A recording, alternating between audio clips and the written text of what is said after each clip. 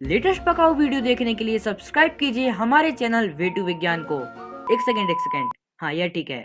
Hello friends, मैं हूँ आयुष, आप देख रहे हैं वे टू विज्ञान, जहाँ पर मैं लेके जाऊंगा आपको ऐसे वे में जो मिस्ट्री और ज्ञान से भरी हुई है। तो आज का टॉपिक है, क्या है ट्रांसप्लांट करना पॉसिबल है?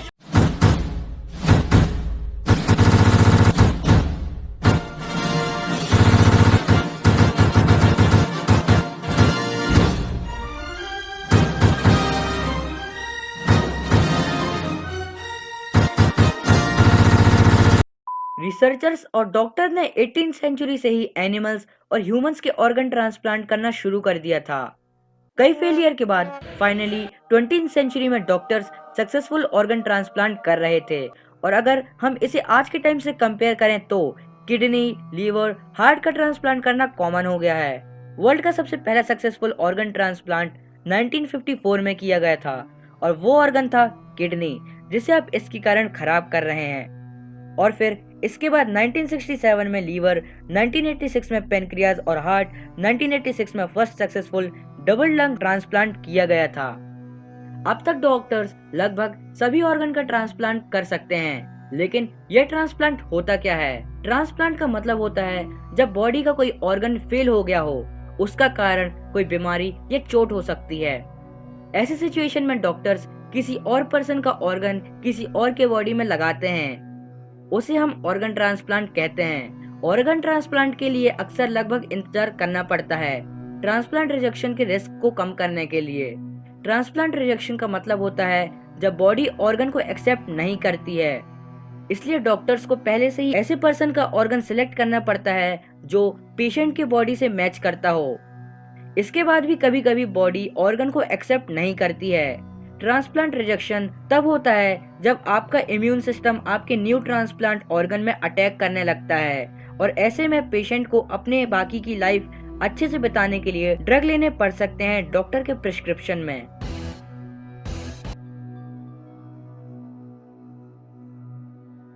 मेडिकल साइंस और हमारे डॉक्टर्स के कारण आज के टाइम में डॉक्टर्स यूट्रस और फेस ट्रांसप्लांट करने में भी कैपेबल है, और इसके कारण बहुत लोगों को एक तरह से नई जिंदगी मिली है।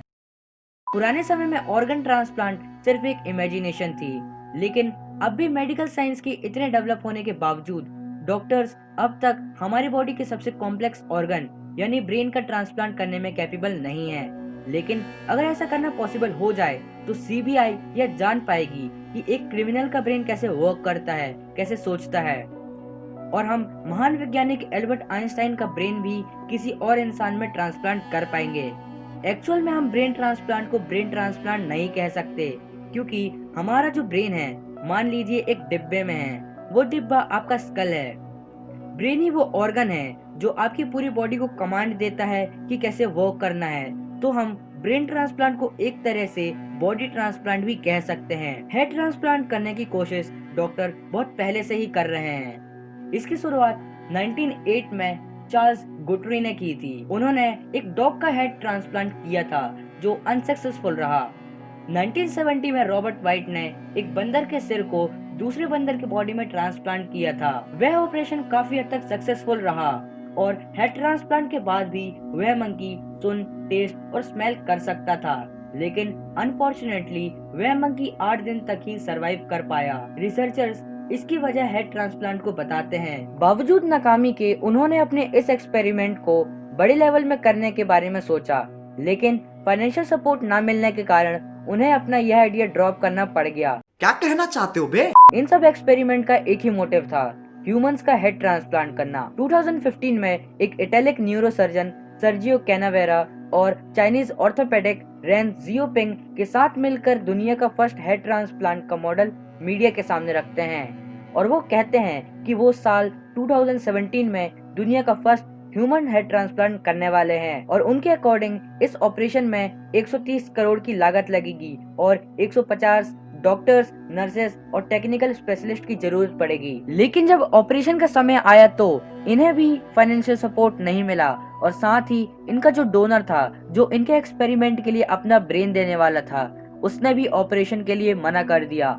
और यहाँ पर एक सवाल आता है कि हेड ट्रांसप्लांट करने के लिए किस पर्सन को क्वालिफाई करना चाहिए। डॉक्टर्स इस बात से सहमत है कि पहला अटेम्प्ट एक लाइलाज बीमारी से सफर कर रहे पर्सन पर किया जाना चाहिए, मतलब जो पर्सन ऐसी बीमारी से सफर कर रहा है जिसका कोई इलाज ना हो। ब्रेन का डोनर हेल्दी और यंग होना चाहिए और दोनों डोनर और रेसिपिएंट का इम्यूनोटाइप मैच होना चाहिए। लेकिन अभी तक हमारे पास ऐसी टेक्नोलॉजी नहीं आई है जिससे डॉक्टर्स हेड ट्रांसप्लांट कर सकें। लेकिन क्या हो कि अगर कोई हाइपोथेटिकल इमेजिनेटिव हेड ट्रांसप्लांट करवाना चाहे तो क्या किया जा सकता है। सबसे पहले हेड को -10 डिग्री सेल्सियस में फ्रीज करना होगा ताकि ब्रेन डेड ना हो, क्योंकि ब्रेन को ब्लड का कंटिन्यूअस फ्लो चाहिए होता है।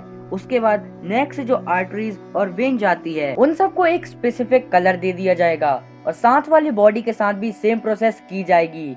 उसके बाद आती है ऑपरेशन के सबसे कॉम्प्लेक्स पार्ट की, स्पाइनल कॉर्ड को काटने का।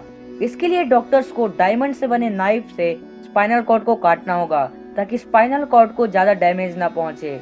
इसके बाद दोनों बॉडी के हेड्स को एक्सचेंज कर देंगे और कलर वाइज आर्टरीज और वेन को वायर की तरह जोड़ देंगे। इन सब में एक बात का ध्यान रखना होगा कि जो हमने ब्रेन को फ्रीज किया था उसके अंदर से सारा ब्लड निकालना होगा ताकि ब्लड क्लॉटिंग की प्रॉब्लम ना आए। इसके बाद डॉक्टर्स को स्पाइनल कॉर्ड को जोड़ना होगा गम से जो बनी होगी ऑली एथाइलिन ग्लाइकोल।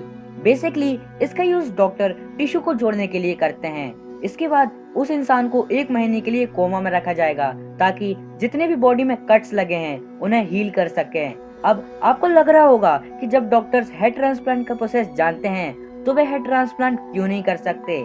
तो इसमें सबसे बड़ा रीजन है कि हमारे ब्रेन को ब्लड का कंटिन्यूअस फ्लो चाहिए होता है और जब हमारा ब्रेन बॉडी से अलग होता है तो उसे ब्लड नहीं मिल पाएगा और बिना ब्लड फ्लो के उसे ऑक्सीजन और न्यूट्रिशन नहीं मिलेगा। और दूसरा रीजन है कि हमारा ब्रेन हमारे ऑटोनोमिक नर्वस सिस्टम को कंट्रोल करता है। जिन लोगों को नहीं पता है कि ऑटोनोमिक नर्वस सिस्टम क्या होता है तो मैं उन्हें बता दूं कि हमारी बॉडी की ऐसी प्रोसेस जिन्हें हम कंट्रोल नहीं कर सकते हैं, जैसे हार्ट बीट, ब्रीदिंग एटसेट्रा। और ब्रेन ना होने के कारण हमारा हार्ट ब्लड फ्लो नहीं करेगा और हमारी जान उसी समय जा सकती है। और सबसे बड़ा और सबसे मेन रीजन है कि हेड ट्रांसप्लांट के दौरान डॉक्टर्स को स्पाइनल कॉर्ड को काटना पड़ता है और हेड ट्रांसप्लांट के बाद इसे जोड़ना अब तक इम्पॉसिबल है। स्पाइनल कॉर्ड को हम ब्रेन का मैनेजर कहते हैं क्योंकि ब्रेन पहले इंफॉर्मेशन स्पाइनल कॉर्ड को भेजता है और फिर स्पाइनल नर्व्स के थ्रू इंफॉर्मेशन बॉडी तक पहुंचती है। बेसिकली जो नर्व्स हमारे स्पाइनल कॉर्ड से निकलती है उन्हें हम स्पाइनल नर्व्स कहते हैं। और अगर ऑपरेशन के बाद डॉक्टर्स ने स्पाइनल कॉर्ड को नहीं जोड़ा तो हम हमारी बॉडी का मूवमेंट जो स्पाइनल कॉर्ड कंट्रोल करता है वो खो देंगे। कई सारे डॉक्टर्स तो इस ऑपरेशन को अब तक सपोर्ट नहीं करते हैं। वो कहते हैं कि अगले 50 सालों तक भी ऐसे ऑपरेशन के सक्सेस होने के चांसेस बहुत कम है।